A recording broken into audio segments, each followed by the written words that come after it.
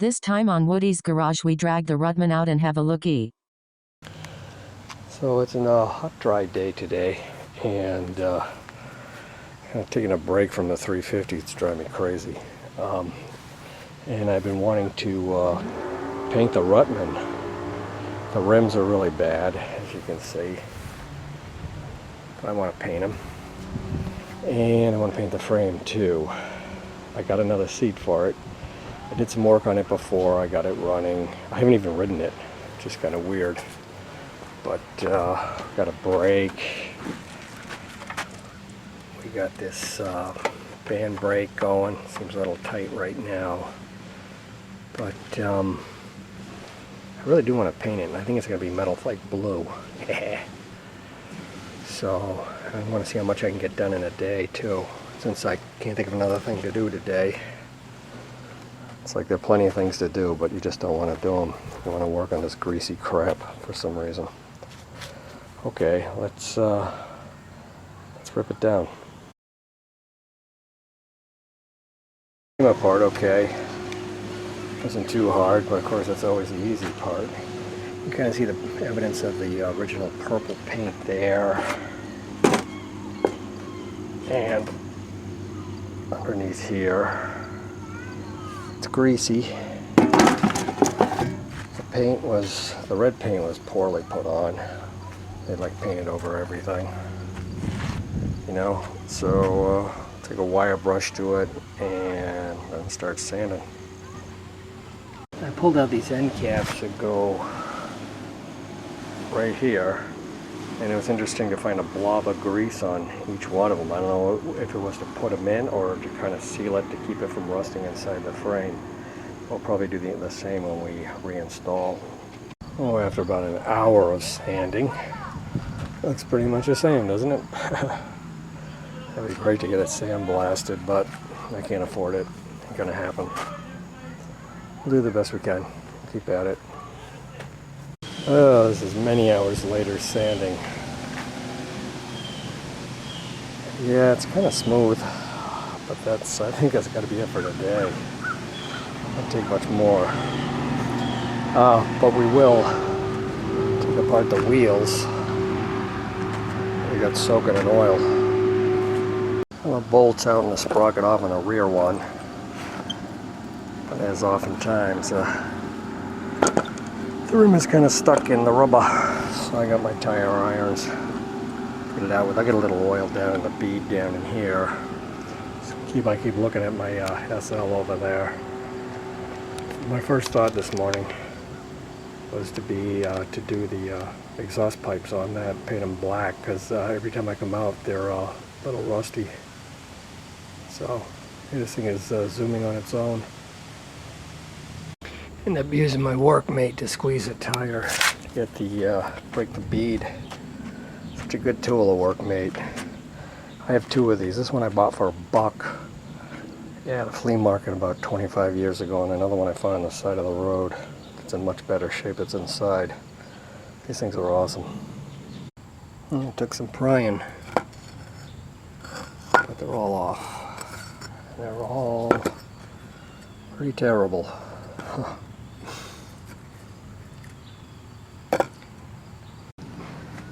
I clean the rims off with gas and stuff like that. I got one soaking in there right now. Gasoline.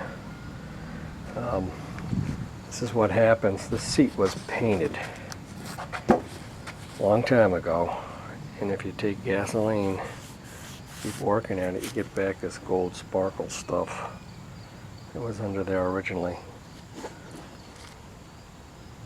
Kind of neat, huh? I got this seat off the old Minibike's list. Cheap. It was like $10. It's a cheap seat. But I don't know. Both so big and goofy. I put on the original. That's the original. We're painting today.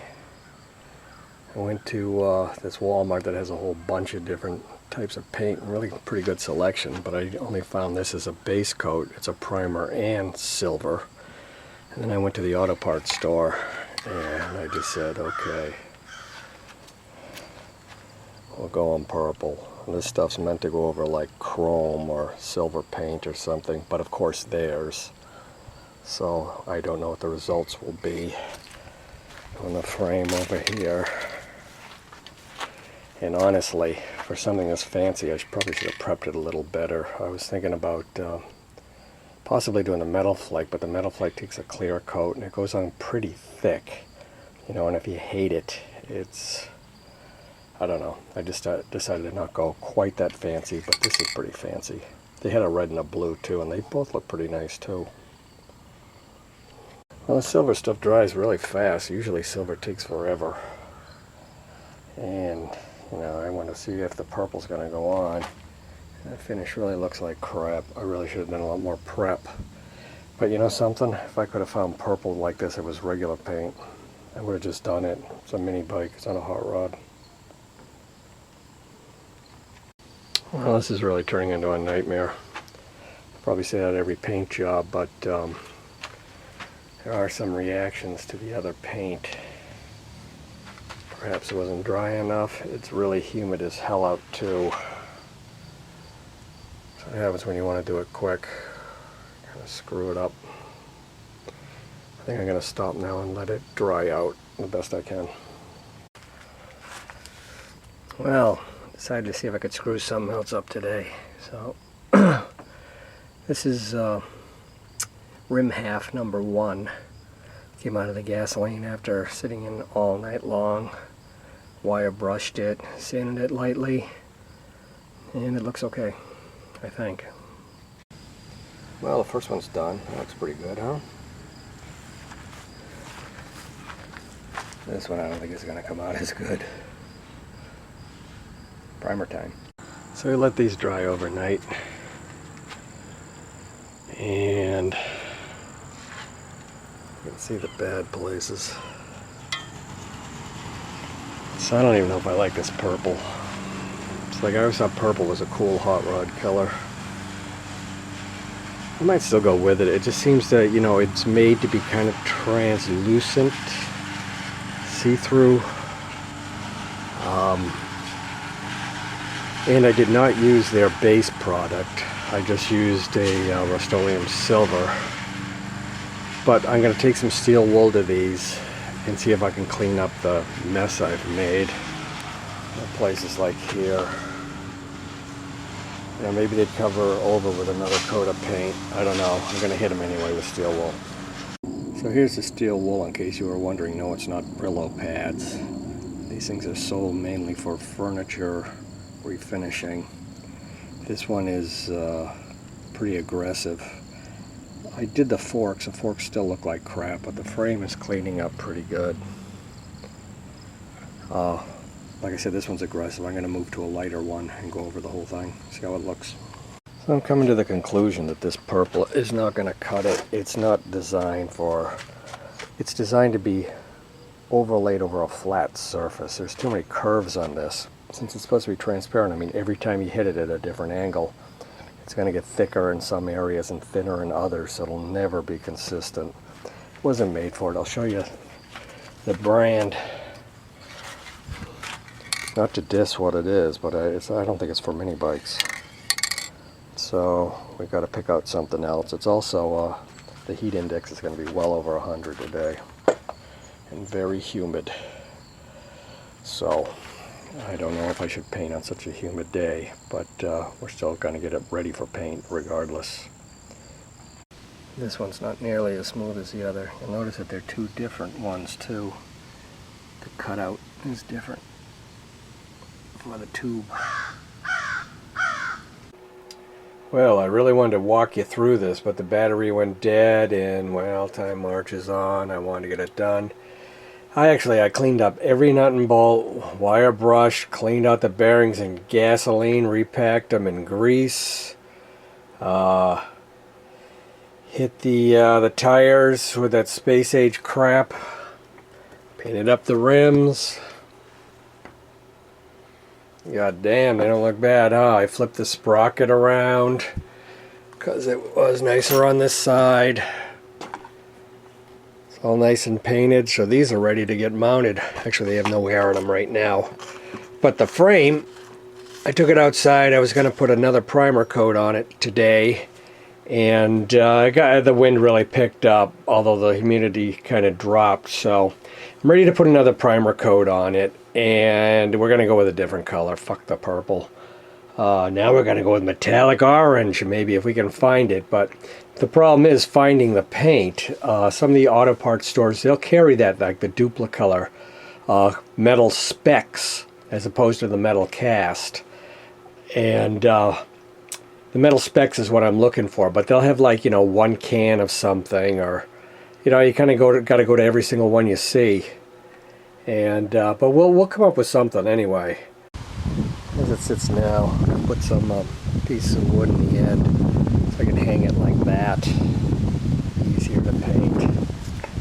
Whoa, it's nice now. The temperature's dropped, humidity's dropped. It's only in the 80s. Feels chilly compared to how it's been. Okay, so I'm looking at the seat from the Ruttman. And I kind of showed you some of that weird stuff, that the metal flakes underneath it and everything. What I looked at is that these staples popped out of here. And I was thinking of compressing it and see if I can staple it back down. I know everything's shrunk and everything, but like, I just don't like that other seat I bought. I think it looks like crap. So I'm thinking of patching this guy up. And let's see if we can get this compressed and re-stapled down. I had these gigantic staples in my staple gun. I think we'll go with these guys, 5/16. Well, I stapled it back to where it was, even a little less than where it was, and I still get a bulge here on the side. So some parts, like this metallic part, didn't shrink as much as the, well, this is metallic too, so it's just kind of screwed up. Not sure if we're going to try to restore the metallic part, just because this thing looks so bad. I mean, I could spray paint it all black and put a patch over that. And I don't know, it's a piece of junk. But what I'd like to do now is maybe try to drill that out. One of them broke off when I was taking the seat off, so try to drill right in the center of that. You know, I could always just move it up to here, move the seat location. It's not, you know, that critical, but I want to do this just to see if I can do it. Well, I think we got it drilled out. See if we can get an easy out in there and get the rest of it out. I got this set of easy outs a while back. They're metric, well, they're metric and SAE, I guess. But the drill bits are reverse threads, and usually that is enough to catch something like this. This was a really stiff one when it broke off, so it's really kind of corroded inside. So I'm just going to take the easy out now and see if I can get what's left of it out of there. Well, I pushed in with the easy out and I pushed the thing right in there. I'm gonna try, see if a sheet metal screw will suffice to grab that thing and pull it forward. And who knows, maybe I'll end up using the sheet metal screw. So nope and nope. I think the best thing we can do is put a new wood insert in there.